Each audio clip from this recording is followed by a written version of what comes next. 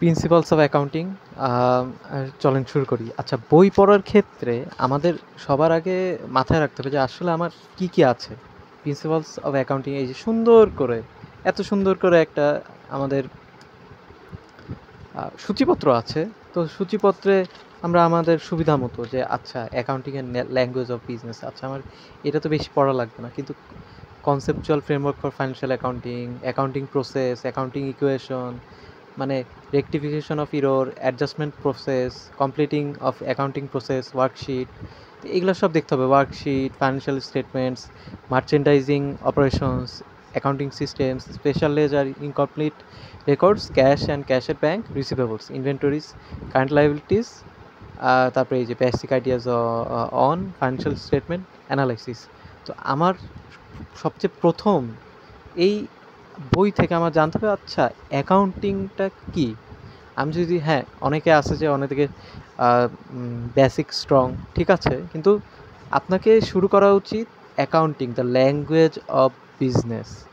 আপনাকে যখন কেউ প্রশ্ন করবে অ্যাকাউন্টিং কি, হিসাব বিজ্ঞান কি, আপনি হিসাব বিজ্ঞান নিয়ে পড়াশোনা করেছেন, সামনে অনার্স করছেন, অনার্স পাশ করার পর যদি আপনি না পারেন তাহলে এই লজ্জাটা কোথায় রাখবেন, এই লজ্জাটা।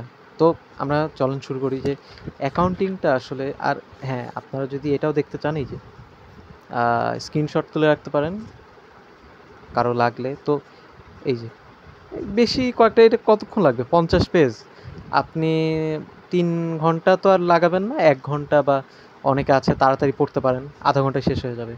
Conceptual framework for financial accounting, এটাও আপনি কনসেপচুয়াল ফ্রেমওয়ার্ক, একটা ফ্রেমওয়ার্ক মানে কি, যে আপনি একটা বলা যায় যে একটা এই পথ পর্যন্ত যেতে আপনার ইচ্ছা যে হ্যাঁ আপনি মানে একটা কনসেপচুয়াল ফ্রেমওয়ার্ক, কনসেপ্টটা সম্পর্কে জানতে হবে। আর explanation of seize in accounting, আপনাকে একটা বোঝাতে হবে।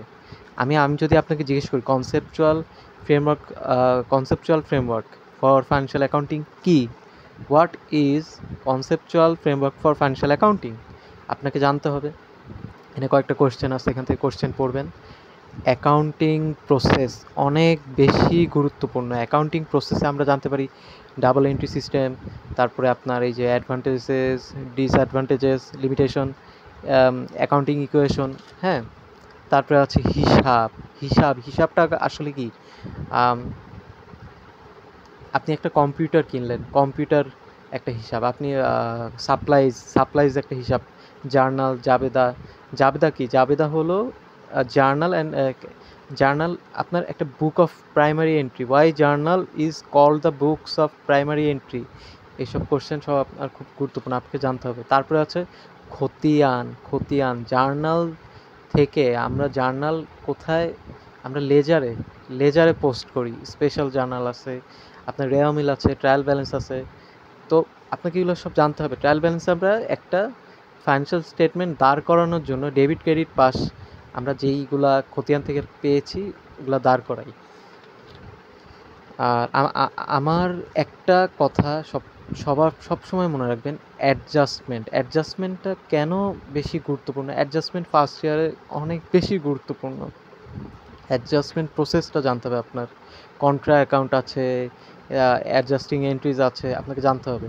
আরেকটা বিষয় জানতে হবে, আপনার কি বলে যে কমপ্লিটিং দ্য অ্যাকাউন্টিং প্রসেস, আপনার ওয়ার্কশিট সম্পর্কে জানতে হবে। ওয়ার্কশিটটা কি আসলে, ওয়ার্কশিট কেন আপনাকে মানে তৈরি করতে হবে, কেন ওয়ার্কশিট ছাড়া আপনি অ্যাসেট, লাইবিলিটিস, ইকুইটি এটা কোনোভাবেই মিলাতে পারবেন না। আমরা জানি A=L+OE, তো আপনাকে জানতে হবে যেটা আসলে কিভাবে আপনি তৈরি করছেন, এটা জানতে হবে আপনাকে, যে একটা ফাইন্যান্সিয়াল স্টেটমেন্ট দাঁড় করাচ্ছেন কেন, কিভাবে। তারপরে আছে আপনার প্রিপারেশন অফ ফাইন্যান্সিয়াল স্টেটমেন্ট। তো এটা সম্পর্কেও আপনি, এটা তো অনেক বড়, এটা আমি শেষ করতে পারবো না, এটা প্রায় 120 পেজ, 117 পেজ, মানে 120 পেজ। এটা সম্পর্কে জানতে হবে। অ্যাকাউন্টিং ফর মার্চেন্ডাইজিং অপারেশন আছে, তারপরে accounting systems and special ledger, এগুলো একটু কম গুরুত্বপূর্ণ, কিন্তু আপনাকে অ্যাকাউন্টিং ফর এটা এটা এটা দেখতে পারেন। আর অ্যাকাউন্টিং ফর ক্যাশ অ্যান্ড ক্যাশের ব্যাঙ্ক, এটাও আপনি দেখবেন। এটা দেখার পর আপনি বুঝতে পারবেন যে আসলে, আর আমি শর্টে শেষ করে দিচ্ছি, অ্যাকাউন্টিং ফর রিসিভেবলস, আরেকটা আছে অ্যাকাউন্টিং ফর কারেন্ট লায়াবিলিটিস, এটাও জানবেন, এটা সম্পর্কে পড়বেন। কারেন্ট লায়াবিলিটিস কি, কারেন্ট লায়াবিলিটিস কেন দরকার, একটা বিজনেস চলতে কি পরিমাণ ইকুইটি লাগে, কি পরিমাণ কারেন্ট লায়াবিলিটিস, কারেন্ট অ্যাসেট, কি কি লাগে, এটা সম্পর্কে জানতে হবে। তো এই যে আমাদের লাস্ট হলো যে basic ideas on financial statement analysis, কেন আপনাকে ফাইন্যান্সিয়াল স্টেটমেন্ট অ্যানালাইসিস সম্পর্কে জানতে হবে, এগুলো আপনি সব দেখবেন।